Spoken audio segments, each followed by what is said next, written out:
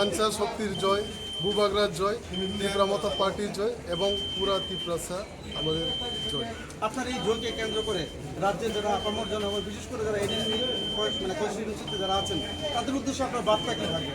সবাই যাতে শান্তি শৃঙ্খলা মেনে আনন্দ করুক এবং নিজে নিজে কাউকে ক্ষতি না করে, এটাই আমি বার্তা দিচ্ছি। আচ্ছা, আপনার কি মনে হয়েছিল আপনি যে জয়টা পেয়েছেন এতটুকু আশা ছিল না আরো বেশি ছিল? কি মনে করবেন আজকের জয় নিয়ে? দেখুন, টোটাল কাস্টিং হয়েছে 24,500, পোস্টাল ব্যালট ছিল 4,000 এবং এটার মধ্যে আমি পেয়েছি টোটাল পোস্টাল ব্যালট মিলিয়ে 20,559। বিজেপি পেয়েছে এখানে 3,985। এখানে দেখুন, আগের থেকে আমি বলে দিয়েছি আপনাকে, তীব্রামতা জিতছে, খানসার শক্তি জিতছে, বুবাগরা জিতছে 14 তাহলে কি সরকার গঠন করছেন মাথায় কি? এটা আমি খবর নিচ্ছি এবং যা পজিটিভ খবর পাচ্ছি সব জায়গাতে খবর ঠিকঠাক আছে, তীব্রামতা সরকার গঠন করছে। আর অভিনন্দন রইল আপনাকে এই জন্য। ধন্যবাদ। আজকের এই ইয়াটা প্রথমে আপনাদের ধন্যবাদ জানাই। আপনারা দীর্ঘদিন এই কয়েকটা মাসে আপনারাও আমাদের সঙ্গে পরিশ্রম করেছেন, এর জন্য অসংখ্য ধন্যবাদ। এবং আমার একটাই বক্তব্য, এটা হচ্ছে আমাদের 5 বছরের এডিসিতে কাজ আমরা ভালোই করেছি। মানুষ বুঝতে পেরেছে যে না, বিশেষ করে পাহাড় এলাকায় তীব্রামতা ছাড়া দ্বিতীয় আর কেউ থাকবে না।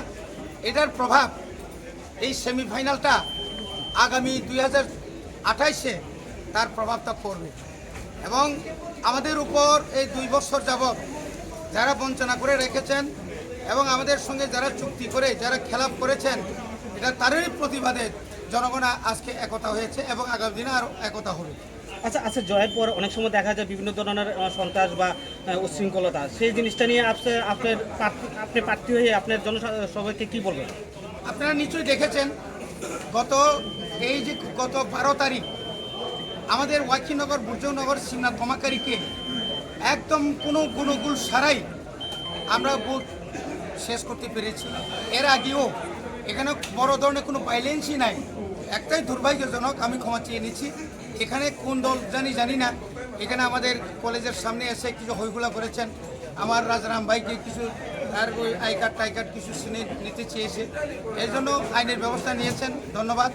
তো আজকেও আমি আবার বলবো যে কোনো অবস্থায় আমার মাননীয় যে রোনাল্ড বাবু যে বলেছেন সেটা আমি বলবো যে আনন্দটা নিজেদের মধ্যে সীমাবদ্ধ রাখুক এবং কেউ যদি আইন নিজের হাতে নেয়, কেউ যদি উচ্ছৃঙ্খল করে, তাহলে আমরা নিজেরাই, আমি পরিষ্কার করে জানিয়ে দিচ্ছি, আমরা নিজেরাই এফআইআর করতে বাধ্য হব।